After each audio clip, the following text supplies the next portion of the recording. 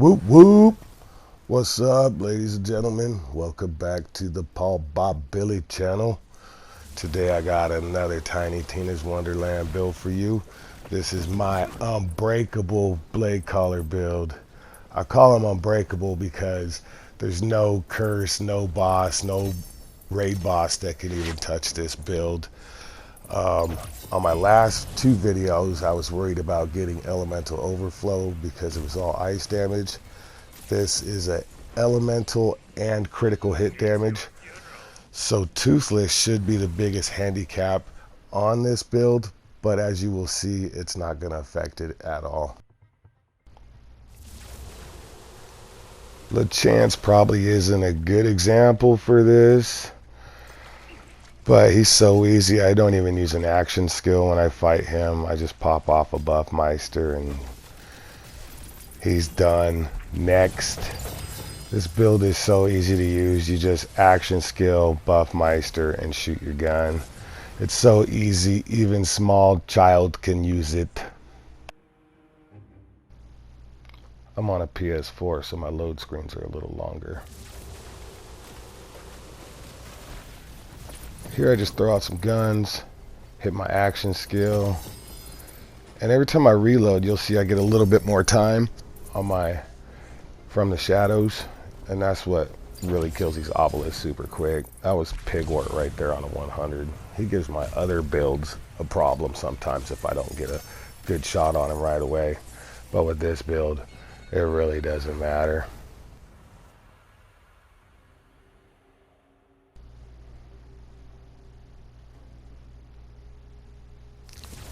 Gotta love those load screens. Now here's a good example. I'll remind you I have minus 75 crit hit damage. So what I do is I toss a few guns out. I hit my action skill as soon as I hit the ground, pop off a Buffmeister, and that usually drains all his life. Sometimes if you hit him too hard, he'll put you through the immunity phases where you gotta fight the little walking pterodactyls. Otherwise, you just keep shooting, throw out some guns. You want to have like 4 guns out at all times flying around, so that way they can chew them up like that. I didn't even have to use Buffmeister, nothing. Wait for Bernadette to come out. Where's she at? We'll drop him there, and then as soon as Bernadette comes out, you just want to aim right at her and just keep shooting her, because your Geist in the shell will fly up and slap Dragon Lord every time. So as long as you're just shooting her, I don't even think I had any action skills or spells going right there, and he didn't even touch my health. I made that look too easy. It looks like I'm cheating. This build is just so easy.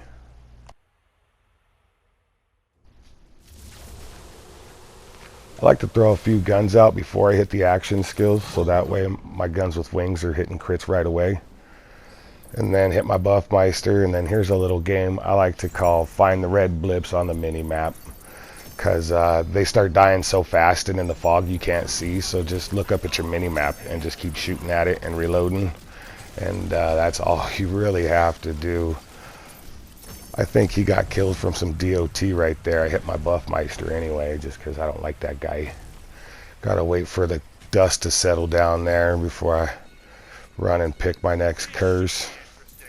Roguelite. The only thing that really matters are barrels on this, because barrels are the strongest enemies, I think, in the game. As I said before in my last video about 10 times, I'm in some Facebook groups and some PlayStation groups, communities. My shift is Paulbobbilly, PlayStation Paulbobbilly. And they're a bunch of good dudes. They go around, anybody that asks, they help out a lot. I got a buddy, Bloodweb, just hops into randos games and just gives them a bunch of God rolled gear to try to spread the wealth. I only did the Shrine Buff crit one because it was really easy and I want that crit damage. I didn't even use the Toxic Pistol. If you get Elemental Overflow, just switch a pistol. That's all you have to do to make this build go through any of the curses.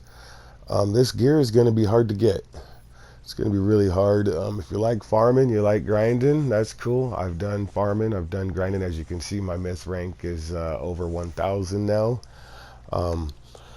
A lot of this gear I probably wouldn't even have if it wasn't for the Zombie Shaft Dragon crew. Thank you guys. Elmo, my homie. You know what you guys do, man. You guys are out there helping everybody out, man.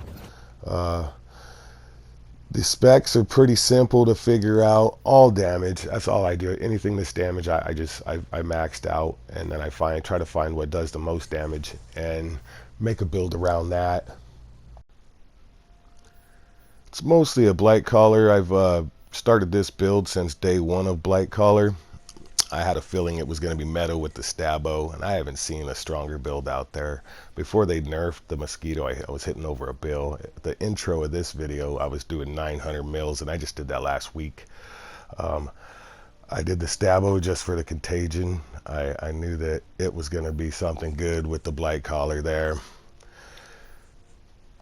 If you want to see me do an extended run with all curses, leave some comments, and I will put up another video of me just smashing through every curse with this build just to really show you. You need to pick Village Idiot as your base. If you haven't picked that, it might not do what you want it to do. Make sure you fill out all your skill points here, all your myth ranks. But that's the build, guys. I hope you like it. Subscribe, don't subscribe. It's all good, man. Enjoy the rest of your day.